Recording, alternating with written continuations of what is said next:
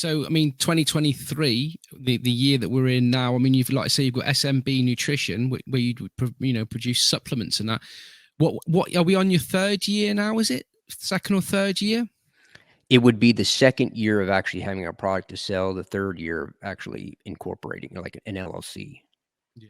And you was advised to do start out with a pre-workout, but you didn't go down that route, did you? No, I'm very stubborn. So, I started with the protein powder. It was a white label protein powder. So essentially, for anybody that may not know what that is I found a manufacturer that already produced a protein powder, and it was pretty much like 85 to 90% of what I formulated already, what I had the idea in mind, but they already produce it, and then they can sell it, or any company can come buy it from them, and they just put their label on it. So it's basically what it was. And so, they've already done the testing on it. It was a certified CGMP facility, current good manufacturing practices facility.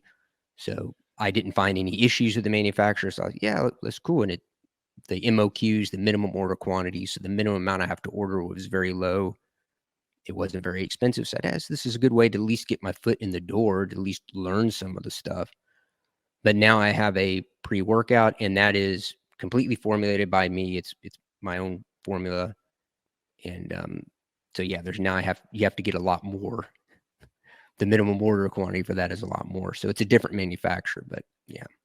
It is really exciting times because Kurt, I've seen Howard, talk about bringing these supplements into place, to actually manufacturing them, to selling them. So he's doing really, really well, and I'm really, really proud of him. And on the last episode that we spoke, together there, Kurt, I did say to you about protein powders and pre-workouts, and I asked you what you thought of them. Did you just want to go over that again, just so that Howard can hear what you have to say, and we can mudsling at one another and go from there, kind of? Well, I think Howard actually, from what he just said, would agree with me. Like when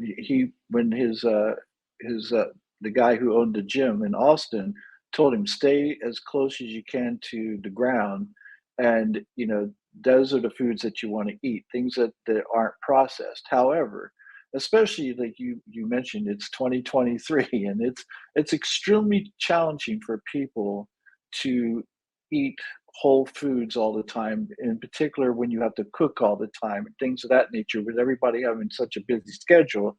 So it's nice to have protein powders and things like creatine monohydrate and things like that will help you to get the amount of protein that your body needs if you can't eat it through whole foods, which a lot of people just can't, because they either don't have the means or the time to do it. And so having protein powders, I think, is a benefit. It helps everyone.